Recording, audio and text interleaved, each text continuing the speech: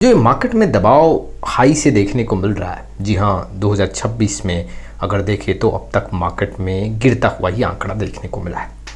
अब इस गिरते हुए आंकड़े में स्मॉल कैप और मिड कैप म्यूचुअल फंड का स्थिति क्या है? जी हाँ, आज मैं आपके सामने वैसे small cap mid cap mutual fund का आंकड़ा रखूँगा जो इस गिरावट में ज़्यादा गिरे हैं, और कुछ वैसे म्यूचुअल फंड भी रखूँगा मिड कैप और स्मॉल कैप कैटेगरी में जहाँ पे गिरावट काफ़ी कम देखने को मिला है। चलिए शुरुआत करते हैं। लेकिन आप में से बहुत ऐसे इन्वेस्टर हैं जिनको पोर्टफोलियो रिव्यू और डिज़ाइन को लेकर प्रॉब्लम है। डिस्क्रिप्शन बॉक्स में आए डिटेल चेक करें और व्हाट्सअप नंबर के थ्रू हमारे साथ जुड़ सकते हैं।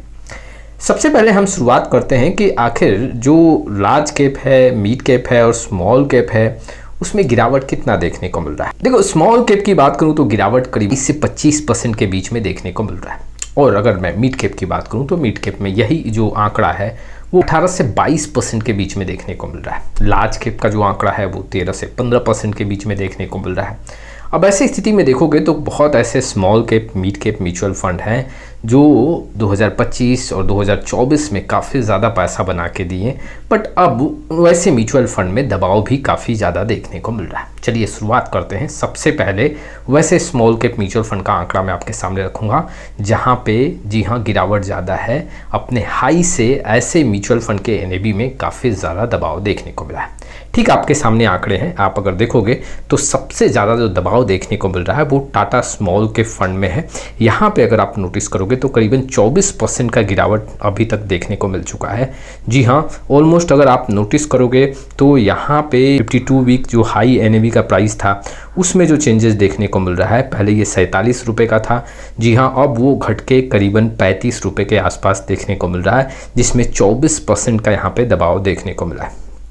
ठीक वैसे ही अगर जेएम स्मॉल कैप फंड की बात करूं तो जो गिरावट है वो करीबन 18 से 19% है। वहीं पे अगर आप नोटिस करोगे तो एचएसबीसी स्मॉल कैप में भी गिरावट करीबन 18% का है। 16 से 17% का जो गिरावट देखने को मिल रहा है वो कोटक स्मॉल कैप में है। Franklin India small cap fund में जो गिरावट देखने को मिल रहा है वो भी 16 से 17% के बीच में।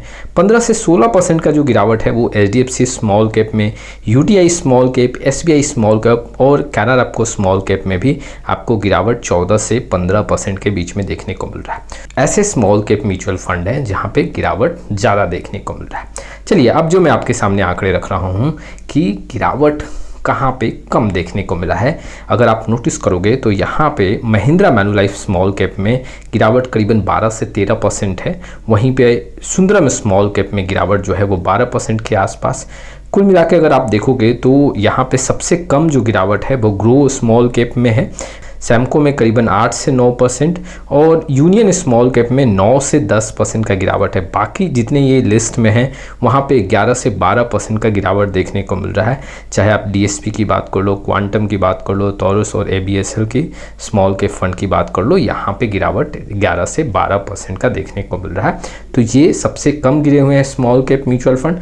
जहाँ पे कुछ ज़्यादा गिरावट है वो भी आंकड़े मैंने आपके सामने रखा। मैं आपके सामने कुछ चुनिंदा स्मॉल कैप म्यूचुअल फंड, जी हाँ, जो इन्वेस्टर के पोर्टफोलियो में देखे जा सकते हैं, जैसे आप ये लिस्ट में देख सकते हो।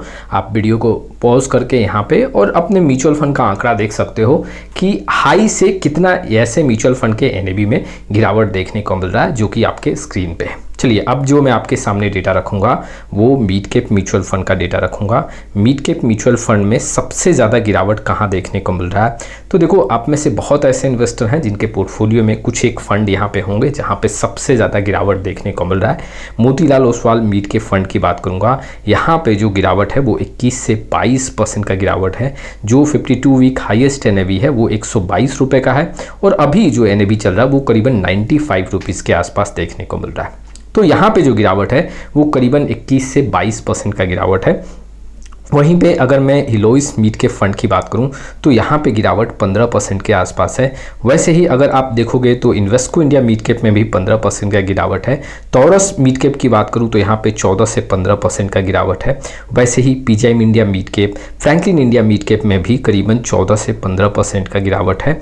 और अगर आप जेएम मिड कैप और क्वांट मिड कैप फंड का आंकड़ा देखोगे तो यहाँ पे जो गिरावट है वो 13 से 14% के बीच में गिरावट देखने को मिला है। तो ये कुछ ऐसे मिड कैप म्यूचुअल फंड है जहाँ पे गिरावट ज़्यादा है। लेकिन अगर आप देखोगे सबसे ज़्यादा जो एनएबी में यहाँ पे डैमेज होता हुआ आंकड़ा देखने को मिल रहा है वो मोतीलाल ओसवाल मिड कैप का है। अगर आप ये भी नोटिस करोगे, जी हाँ 2026 का आंकड़ा स्किप कर दो, तो उसके पहले 2 से 3 साल मोतीलाल ओसवाल मिड कैप का जो रिटर्न का आंकड़ा है वो काफ़ी एग्रेसिव होके आपको देखने को मिला। इट मीन्स कि रिटर्न के मामले में अधिकतर जो मिड कैप थे उससे काफ़ी ज़्यादा डिफरेंस बनाया, लेकिन अब गिरावट में ऐसे म्यूचुअल फंड में दबाव भी ज़्यादा देखने को मिल रहा है। चलिए अब जो मैं आपके सामने लिस्ट रखने वाला हूँ, जी हाँ ऐसे मिड कैप म्यूचुअल फंड जहाँ पे गिरावट कम हुआ है। ठीक आपके सामने आंकड़ा है, अगर आप देखोगे तो सबसे कम जो यहाँ पे गिरावट देखने को मिल रहा है तौरस मिड कैप, करीबन 1 से 2% के बीच में गिरावट है। बड़ौदा BNP परिवार मिड कैप में करीबन 9 से 10% का गिरावट है। HSBC में भी करीबन 9 से 10% का गिरावट है। वैसे ही अगर आप देखोगे तो महिंद्रा मैनुलाइफ और एक्सिस मिड कैप में भी करीबन 9 से 10% का गिरावट है।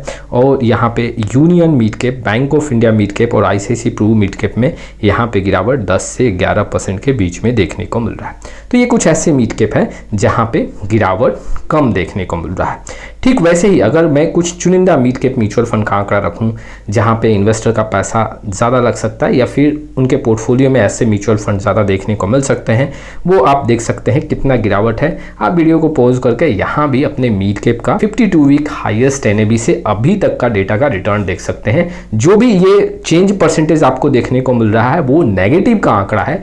जी हाँ, आप कंफ्यूज मत होना। यहाँ देखो जितने मैंने डेटा आपके सामने रखे हैं, अब इस डेटा में कई ऐसे म्यूचुअल फंड हैं जो ज़्यादा गिरे हैं, कई ऐसे म्यूचुअल फंड हैं जो कम गिरे हैं।